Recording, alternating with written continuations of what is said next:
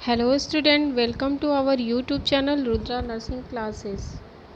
Student, जैसा कि हमने पिछले वीडियो में डिस्कस किया था कि ऑब्स एंड गायनी से ज़्यादा क्वेश्चन बनते हैं और पीडिया से ज़्यादा क्वेश्चन बनते हैं, तो सबसे पहले हम इसको कवर करेंगे। देन उसके बाद हम साइकेट्रिक, एनाटॉमी एंड बाकी सब्जेक्ट को धीरे धीरे कवर करेंगे। लेकिन इसको स्टार्ट करने से पहले, क्योंकि आप जानते हैं कि ऑब्स एंड गायनी ये जो है रिप्रोडक्टिव सिस्टम के अंतर्गत आता है। ये है रिप्रोडक्टिव सिस्टम के अंतर्गत आता है। तो सबसे पहले हम छोटा सा आपको एक ओवरव्यू देना चाहेंगे कि हमारे बॉडी में कितने प्रकार के सिस्टम होते हैं, ताकि आपके कॉन्सेप्ट क्लियर रहें। स्टूडेंट, ये है हमारे बॉडी सिस्टम, जिसमें स्केलेटल सिस्टम आते हैं। स्केलेटल सिस्टम जिसमें आप अपने सारे बोनी पार्ट्स पढ़ते हैं। देन मस्कुलर सिस्टम जिसमें आप सारे मसल्स पढ़ते हैं। सर्कुलेटरी सिस्टम जिसमें आप ब्लड फ्लो का कैसे सर्कुलेशन होता है आपके पूरी बॉडी में, ये आप पढ़ते हैं। उसके बाद रिस्पायरेटरी सिस्टम कि आपकी बॉडी कैसे रिस्पायरेट करती है। इट मीन्स कि एयर के थ्रू ऑक्सीजन कैसे आपके लंग्स में जाती है और लंग्स से प्योरीफाई ब्लड कैसे हार्ट में जा कर के आपके पूरे बॉडी में सर्कुलेट करता है, मतलब आपकी पूरी बॉडी में कैसे ऑक्सीजन जाता है। ये आप रिस्पायरेटरी सिस्टम के थ्रू पढ़ते हैं। देन आता है कार्डियक सिस्टम। कार्डियक सिस्टम में आपको ये बताया जाता है कि आपका हार्ट कैसे पंप करता है और ब्लड को आपके पूरे बॉडी पार्ट में कैसे भेजता है। देन मोस्ट इम्पॉर्टेंट आता है रिप्रोडक्टिव सिस्टम। रिप्रोडक्टिव सिस्टम के अंतर्गत आप ये पढ़ते हैं कि एक बेबी का कैसे जन्म होता है, ओवरी से कैसे ओवम निकलता है, स्पर्म का कैसे स्पर्म से फर्टिलाइजेशन होता है और उसके ऑर्गन के बारे में आप पढ़ते हैं। देन बेबी का कैसे बर्थ होता है, ये सारी चीज़ें आप रिप्रोडक्टिव सिस्टम के अंतर्गत पढ़ते हैं।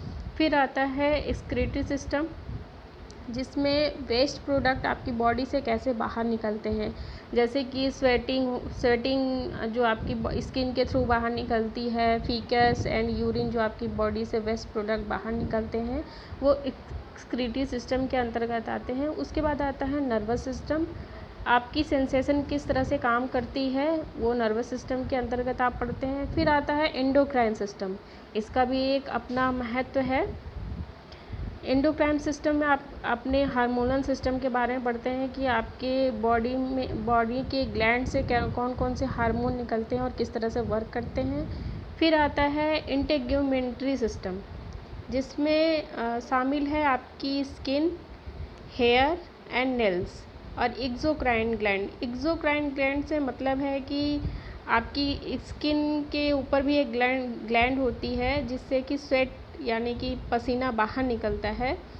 तो आपके नेल, हेयर एंड स्किन ये इंटेग्यूमेंट्री सिस्टम के अंतर्गत आता है। उसके बाद लास्ट है डाइजेस्टिव सिस्टम। डाइजेस्टिव सिस्टम के अंतर्गत आप अपनी पाचन को समझते हैं कि जब आप फूड यानी कि खाना खाते हैं तो कैसे पाचन होता है और उसके बाद फिर कैसे इसका एक्सक्रीशन होता है, तो उस फूड का पाचन किस तरह से होता है, ये सारा आप अपने डाइजेस्टिव सिस्टम के अंतर्गत जानते हैं। स्टूडेंट, आइए अब हम जानते हैं फीमेल रिप्रोडक्टिव सिस्टम के बारे में। तो the reproductive organ in the female are those that are concern with copulation, fertilisation and development of the foetus and its exit to outer world. It means कि फीमेल का जो reproductive system है वो copulation, fertilisation and foetus के development से संबंधित है। After the development of foetus, मतलब फीटस जब डेवलप हो जाता है तो बर्थ के थ्रू आउटर वर्ल्ड में आता है और इन ऑर्गन्स को हम 3 पार्ट में डिवाइड करते हैं। The organs are broadly divided into 3 parts. First is external genitalia, also known as vulva. Second is internal genitalia organs. Third is accessory sex organ known as breast. ऐसे तो 2 ही होते हैं, external and internal, but breast को भी इसलिए रखा गया है क्योंकि आफ्टर द बर्थ, बेबी के बर्थ के बाद ब्रेस्ट एक इम्पॉर्टेंट रोल प्ले करता है मिल्क सिक्रीशन करके, जिसका कि यूट्रस पे भी इफ़ेक्ट पड़ता है कि जैसे मिल्क सिक्रीशन होता है, और बेबी जब ब्रेस्ट फीडिंग करता है तो यूट्रस पे इफ़ेक्ट ये पड़ता है कि यूट्रस धीरे धीरे कॉन्ट्रैक्ट होता है। तो इसका भी एक इम्पॉर्टेंट रोल है, इसीलिए इसको एसेसरी ऑर्गन के अंतर्गत रखा गया है। स्टूडेंट, एक्सटर्नल जेनाइटेलिया को पढ़ने से पहले हम थोड़ा सा पेल्विक बोन के बारे में जानेंगे, ताकि हमें एक्सटर्नल जेनाइटेलिया को समझने में दिक्कत ना आए। तो सबसे पहले हम ये जानेंगे कि पेल्विक बोन के क्या क्या पार्ट हैं। तो दिस वन इज़, ये जो आपका बाहरी ये जो भार है ये एलियक क्रिस्ट कहलाता है, और ये सैक्रल जॉइंट कहलाता है। ये जो ऊपर का ये गोला वाला पार्ट है ये सैक्रल प्रमोन्ट्री कहलाता है, और इसके बाद ये सैक्रम है, और ये कॉक्सिक्स। इधर आएंगे तो ये इलियक फोसा का भाग है जो दोनों तरफ पाया जाता है। प्यूबिक बोन, उसके बाद ये है इशियम। इन तीनों को मिलाकर कॉक्सल बोन या हिप बोन कहा जाता है। ये आप देखेंगे ये एसिटाबुलम है जो दोनों तरफ पाए जाते हैं, जहाँ पे हिप आके फिक्स होता है। ये जो तिकोना वाला पार्ट है, जो ये तिकोना बन रहा है, तो ये स्पेस प्यूबिक आर्च कहलाता है, और ये जो वाइट पट्टी आपको दिख रही है ये प्यूबिक सिम्फिसिस या सिम्फिसिस प्यूबिक कहलाता है। उसके बाद इसके ऊपर ये तिकोना पार्ट, ये प्यूबिक क्रेस्ट, और उसके बाद हमने एस्टाबुलम आपको बता दिया कि जहाँ पे हिप आके फिक्स होती है ये एस्टाबुलम कहलाता है। उसके बाद इसके अंदर से ये जो उभरा वाला पार्ट है ये आपका स्चियल स्पाइन कहलाता है, और ये जो बाउंड्री है ये इसका बहुत ज़्यादा रोल होता है बेबी के बर्थ में, क्योंकि ये जितना अच्छा होता है बेबी उतने अच्छे से पास आउट होता है।